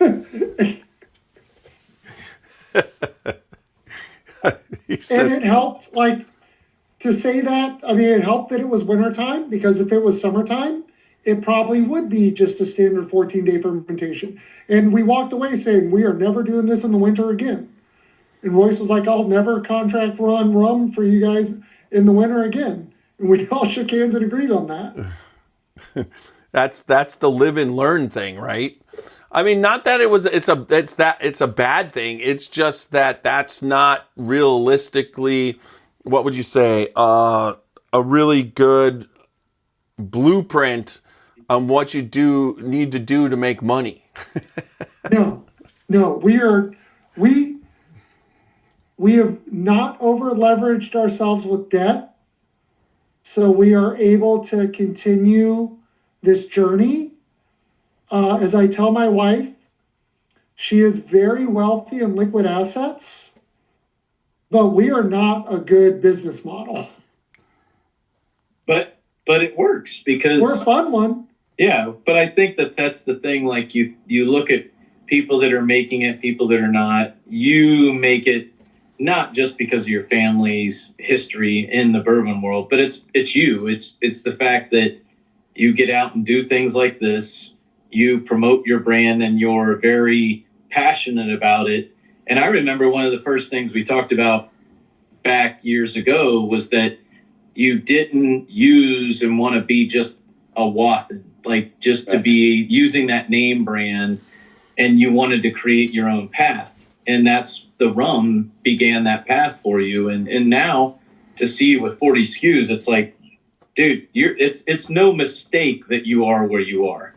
You know, yes, Fortuitous Union was a mistake, but most of this is but in defense of Turner, it wasn't his mistake. It's not like he made the mistake. It's like so, and it was. But sometimes good things happen to good people, and mistakes can be good, you know. And I think that's the thing. Like you look at that and you're like, why did this happen? And it happened to somebody that it was supposed to happen to. Well, but Turner, the people you meet in the industry and everybody that goes about plays such a special part of what you're trying to do. When you meet the right people, it seems like, and when you think back of how you meet them, it seems like there's a path that you're on. You know what I mean? That you're going through. When I was talking to Greg Keeley a couple days ago on the podcast, he was talking about the same thing.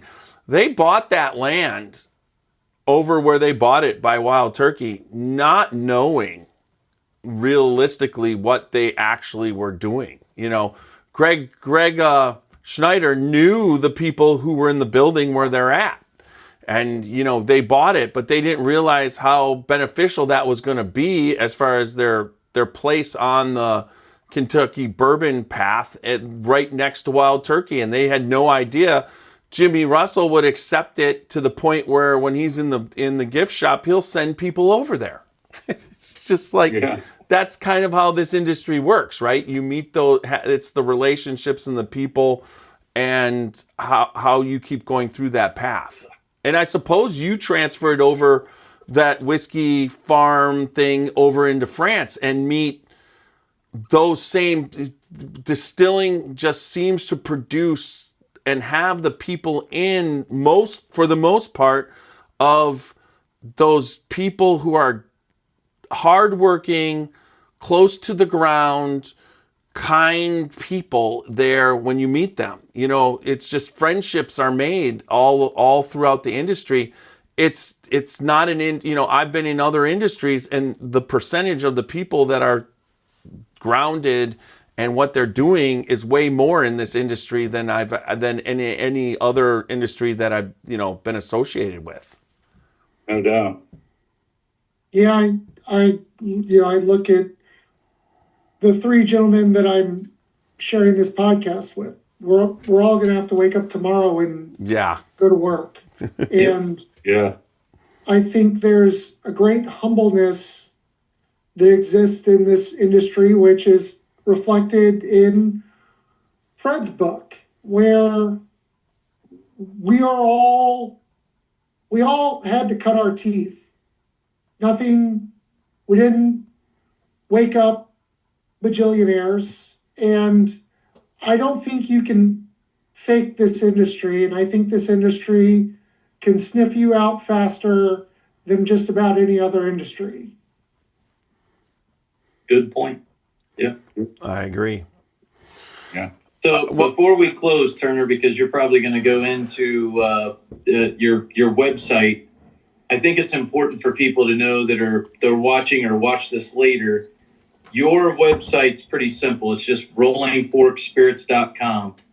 But this is especially important in states like Ohio, where we have had the Rolling Fork rum. The state of Ohio brought in some, but we haven't had a lot lately. So if you are looking and you want to purchase, whether it be Bourbon Deluxe, which isn't necessarily on the website right now because it's not available, but the rum, the Armagnacs that we've talked about, the Calvados that we've talked about, the cane juice from Paraguay. There's some 13-year-old Sazerac barrel that's got Trinidad rum in it. You've got some crazy things, and I think when you go down through this list, it's like, wow, this is some fun stuff. A 1990 Calvados Pays d'Agu. Pays Doge. How is it? Oz Doge. Oz Doge. And then a 16-year single cask of tin cane. I mean, you've got some crazy things on here that you guys ship to. Do you ship to every state in the United States? We ship to every state, but we shipped over 37 states, Ohio being one of them. So, actually, you all are one of our best states on our website. Okay. So if you're looking for some of this and you don't find it, which is the point of this, is it's on the website. You can buy it. You even have a bundle. I saw that was on social media a little while back, but you get a bundle, a 6-year Dominican single cask and a Trinidad rum in a 13-year-old Sazerac barrel, and you get that twin pack for like $110 instead of $153.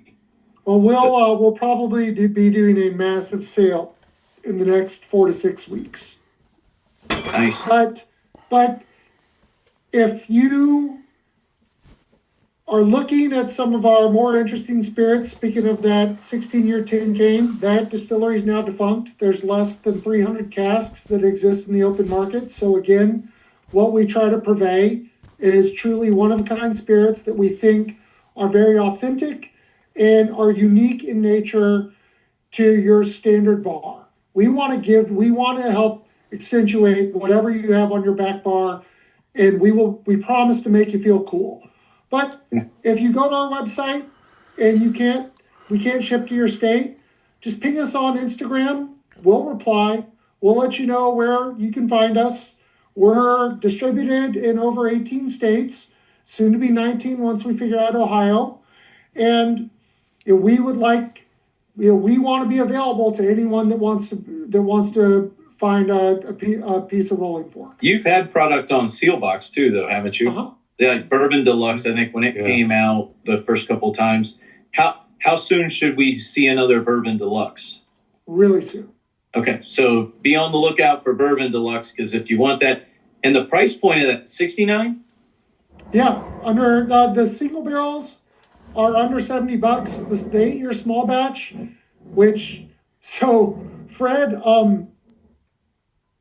Fred is a little bit of kind of like a muse to me. we don't talk all the time, but when he talked about how I inadvertently helped him, he's done that a lot for me in a lot of ways. When we started in rum, he had just written Rum Curious. And I'm like, oh, Fred, we know each other. Do you want to help me? Crickets. And later I run into him and I'm like, dude, what the hell? He's like, well, I pissed a lot of people off with Rum Curious. So I kind of had to duck my head underwater for a little bit because I told the world how people add sugar to rum and it pissed a lot of producers off. So he got almost blacklisted from the rum world because he wrote a very honest book about it. And then we go and do a podcast, and I didn't know he was going to be at the podcast, but he was there, and we start talking about our lives, and I bring up jiu-jitsu. I was like, oh, I see you're doing this shit. Like, I want to get into that. So then we start doing jiu-jitsu together for 2 years. And now we'll text sporadically. I've been out of it for a little bit because I fractured my elbow, but now we'll text sporadically, but it's all about jiu-jitsu. It's not about alcohol or what I'm doing with my brand. Or he's never like, hey, I'm going to promote your brand. He never says that because he's very authentic to the fact that he has to be agnostic to the industry. So one day he's like, hey, I need 2 bottles of your 8-year small batch. I'm like, okay. He's like, well, you're going to be in my top 100 bourbons of the year.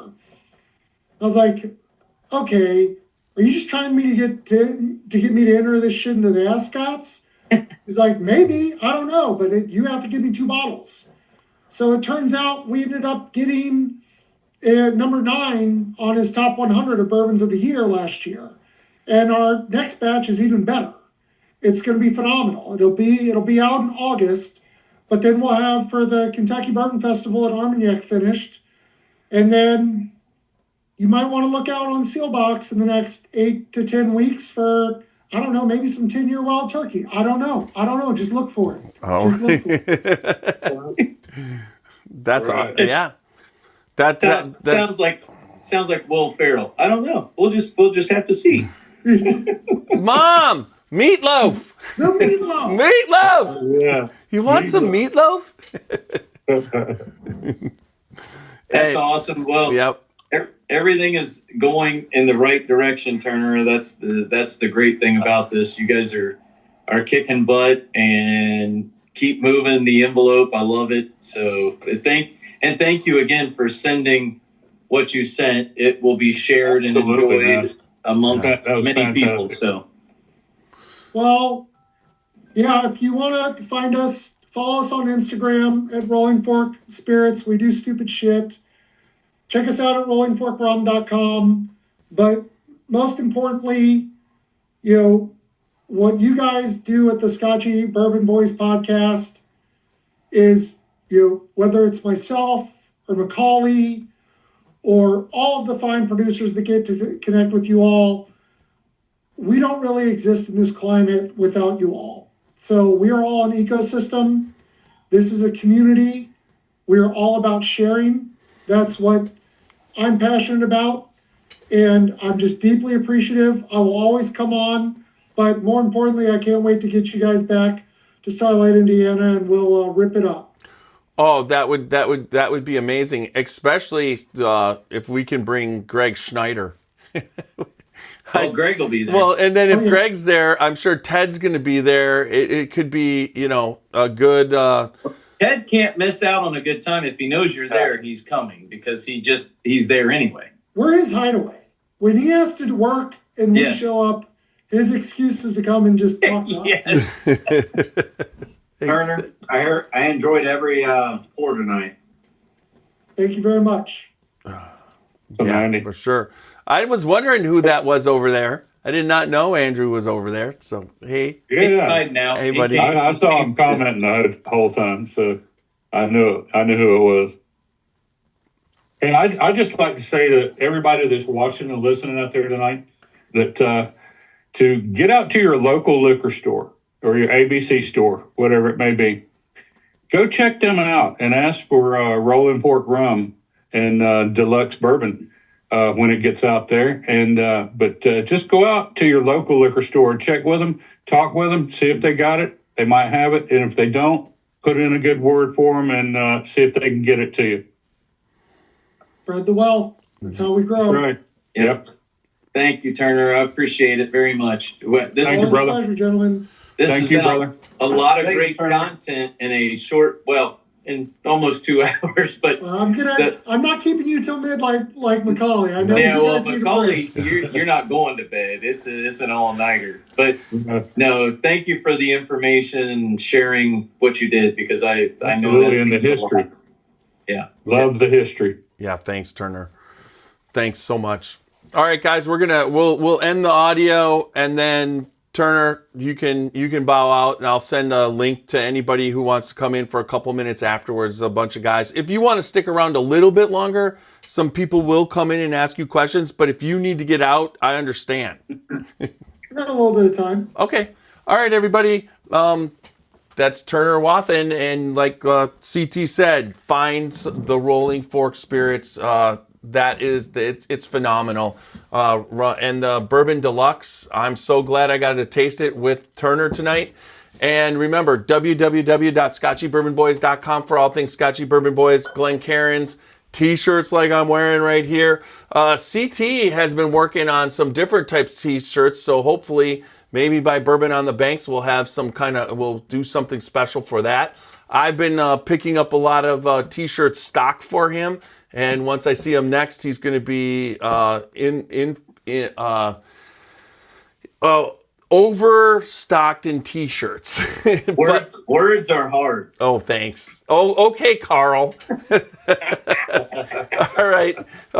And then also remember on Facebook, Instagram, YouTube, and X, also on iHeart, Spotify, and Apple. But no matter whether you listen to us or like us, make sure you like, listen, subscribe, leave good feedback, become members, and do what Kirk does all the time and leave super chats. And I will definitely get you some, Kirk, for you to try. So I'll send something out by you in Montana. And then also, remember, good bourbon equals good times and good friends. Drink responsibly. Don't drink and drive. And Super Nash? Your life uncut and unfiltered. And AI will take us out. You're going outside. Awesome.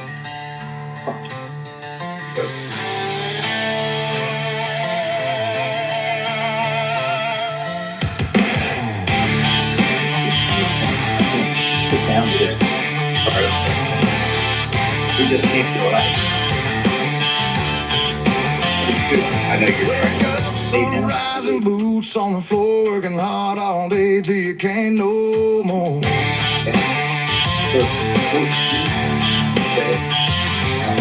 Life rolls on, but the choice is yours. How you play it out when you walk through that door.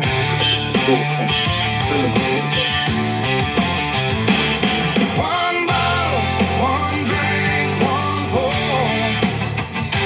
That's what the Scotchy Bourbon Boys got in store. I mean, I hate pain. Tuesdays, Thursdays, come pour up a seat. We'll taste through the whiskey on the rocks and leaves. Scotch or a good old ride. Japanese, Irish, yeah, we'll tell you why. So wherever you're sitting, near or far, tune in with us from your home or your car. One bottle, one drink, one pour. That one, That's the podcast you've been looking for. I don't like whatever the.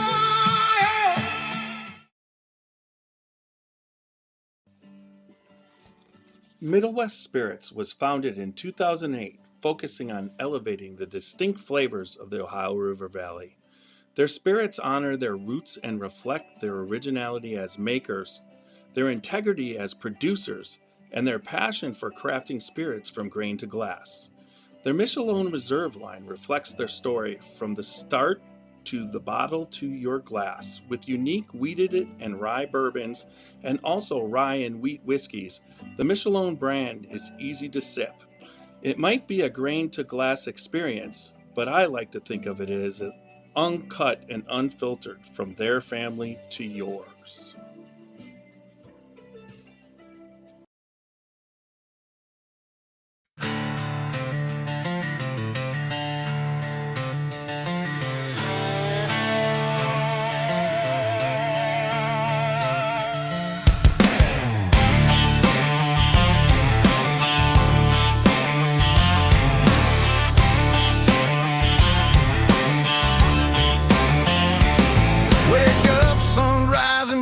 on the floor, working hard all day till you can't no more.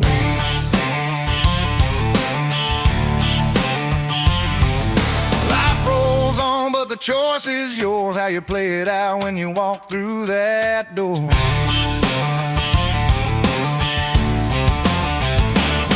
One bottle, one drink, one pour. That's what the Scotchy Bourbon boys got in store. Tuesdays, Thursdays, come pull up a seat. We'll taste through the whiskey on the rocks and eat.